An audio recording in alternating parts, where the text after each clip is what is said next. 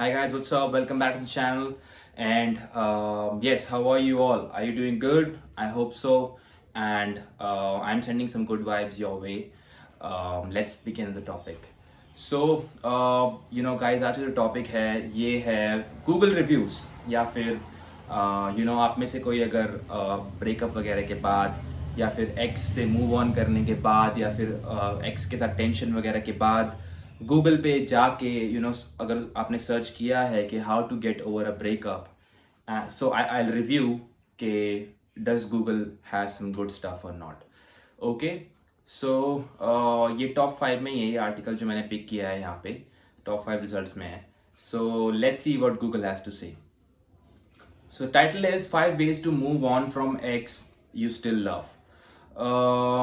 Right. So the first thing यहाँ पे है that is cut off all communications both direct and indirect. So for the sake of your physical and mental health, this is the first thing you got to do. You don't have to know where they are, who they are with. Cut off all contact with your ex. Yes, it can be crushing to be out of their lives, but now the priority is your own journey and they don't have a place in it. It's time to focus on yourself and not on your ex's social plans. Okay, great guys. So ये तो बहुत tested और बहुत सही तरीका है that you have to cut off the communication.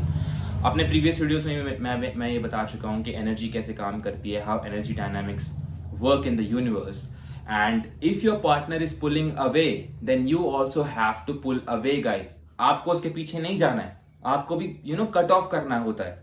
So but यहाँ पे एक एक्चुअली मिसिंग लिंक है गाइज अगर if you can catch that is बहुत लोग ऐसे करते हैं कि मतलब फोन रख देंगे अपना और फिर उनके आसपास भी नहीं जाएंगे अपने एक्स के फ्रेंड से भी नहीं मिलेंगे but they are not doing anything else apart from that मतलब आपको कुछ ना कुछ पकड़ना होगा उसी फेज में या तो आप कुछ प्रोडक्टिव करो अपने किसी स्किल को एनहांस करो या फिर कोई नई चीज करो that is that enhances your vibe ये नहीं कि आप सेंटिमेंटल सॉन्ग सुनने बैठ जाओ पूरे दिन और ये नेटफ्लिक्स वगैरह पे कोई मूवी ऐसी जो डिप्रेसिंग हो या ऐसा कुछ लगाने लग जाओ that can actually grow the problem more और वो सोल्यूशन नहीं है सो कम्युनिकेशन तो कट ऑफ करना है बट उस फेज में you have to develop your well being और अपने बारे में भी सोचना है उस टाइम में okay alright So,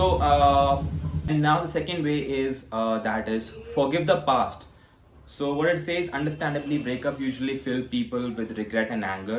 You're constantly thinking about what else you could have done, or you're angry at your own ex's behavior, or even at circumstances that forced you to act the way you did.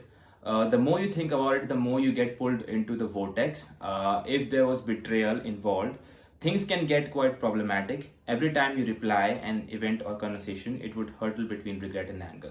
Okay, so इसका मतलब है guys कि आप आप ऐसे अपने अंदर regret या फिर एक चीज पकड़ के रखते हो एक ग्रज पकड़ के रखते हो अपने पार्टनर के लिए कि यार उसने मेरे साथ ऐसा किया यार उसने मुझे छोड़ दिया यार क्या क्या बात बोलती थी यार मेरे को पता है तेरे को फिर भी मेरे को छोड़ के चली गई सो guys this is like you are holding on to a story और ऐसे में फॉरगिव करना बहुत मुश्किल हो जाता है तो आप सबसे पहले तो उसको न्यूट्रल करो और ऐसे ब्लेम गेम खेलना ये बहुत आसान है ये बहुत सबके पास कुछ ना कुछ होता है बोलने के लिए कि उसने मेरे साथ ये किया उसने ये किया है but think that some time you both were together आप दोनों ने दिल लगाया है और you have come together you both have come together so rejoice that moment those moments instead कि ये ब्रेकअप वाला और मेरे साथ ये कर दिया वो कर दिया ये वाला मोमेंट डोंट टेक इट इससे क्या होगा जब अगर आपका एक्स बाय चांस आपको कांटेक्ट करता भी है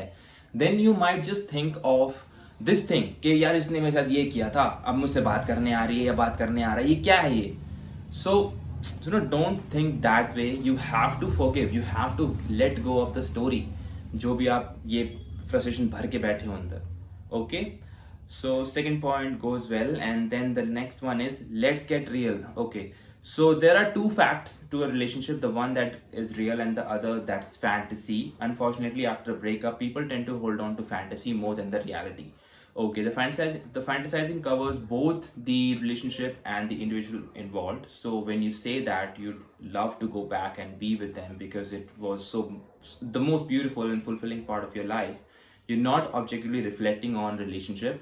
You're describing a fantasy version of it. Correct, guys? So बहुत बार ऐसा होता है कि यार आप कहीं बैठे हो पार्टी में, you're drunk and maybe you're not drunk maybe, then आप बस बैठे हो और आप सोचते हो कि यार आज वो यहाँ होती तो यार इतना अच्छा लगता, इतना बढ़िया लगता, या फिर मेरे इतने सारे प्लान्स थे उसके साथ और उस लड़के ने मुझे यार देख लिया ऐसे बीच में ही छोड़ दिया. I would have gone to that pub, that water park, that your candlelight dinner, these and the dance moments together, etc etc. आप एक फैंटेसी इमेजिन करने लगते हो बाद में कि यार ऐसा अगर वो होता इस टाइम वो इंसान तो मैं ये सब करता और ये ऐसे ऐसे एंजॉय करता. So that fantasy guys, the fantasy version, it's like it's dreaming. वो मेरे को नहीं लगता वो फुलफिल होता है बिकॉज सिंपल रीजन दैट आप अभी उनसे कांटेक्ट में नहीं हो. Your job is to personal development right now, instead के आप एक फैंटेसी इमेजिन करो उस पर्सन के साथ. First just get yourself back, hold on to yourself first. और उसके बाद अगर कुछ बाद में होता भी है contact and you if God is willing, then आप दोनों साथ में आते हो, then you can think about the fantasies and then you can go ahead. Breakup phase में fantasies banana, it's a stupid idea, simply. So the next point, understand that it's natural to still love your ex. Okay, so ये तो मैं एक पहले video में बता चुका हूँ जिसमें I mentioned a person who was very annoyed, who were abusive after getting away from their ex.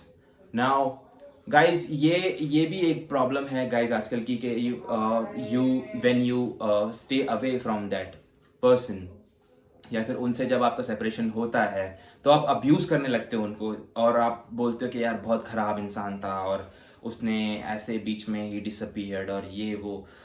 But guys वही बात है अगेन, किसी के साथ दिल लगाया है, किसी के साथ इतना अटैचमेंट किया है, इतने इमोशंस एनर्जी एक्सचेंज हुई है. So sometimes you remember you are really into this person. So अभी एक हल्का सा फेज आया भी है अगर सेपरेशन का, then why are you like इतना अब्यूसिव क्यों हो रहे हो, इतनी गालियां वगैरह क्यों निकल रही है इस इंसान के लिए. ये that is your frustration, your anger, your agitation that is trapped inside. वो आपके अंदर फंसा हुआ है वो चीजें, और वो आप किसी पे डाल रहे हो वो बोझ निकाल के. So make sure you don't abuse the person, simply. Don't forget to love you. Okay, so I think ये वही है, दोबारा एक रिपीटेड पॉइंट है जिसमें मैंने बताया कि नो कॉन्टैक्ट के फेज में पर्सनल डेवलपमेंट करना जरूरी है गाइस. चाहे आप कुछ ऐसा कुछ स्किल एनहांस, जैसे आपके पास गिटार है तो आप गिटार में थोड़ा सा और उसमें टाइम दे दो उस चीज़ों के जो आप एक्स के साथ टाइम दे रहे थे, गिटार के साथ दे दो यार, हो सकता है कि इसकी स्किल एनहांस हो जाए. So that is what don't forget to love you, because it all works like this only guys. हर एक जगह बैलेंस जरूरी है लाइफ में. if you don't love yourself, you love the other person way more than yourself, then यार वहाँ पे there is a chance कि वो रिलेशन टूट जाएगा. So yes, I mean that was the articles, या फिर that was the ways by which Google has to say, and I would give 8 out of 10 here.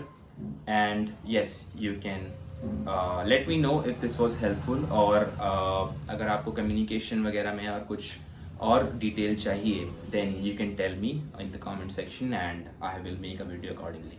Thank you so much for watching and have a good day. Bye.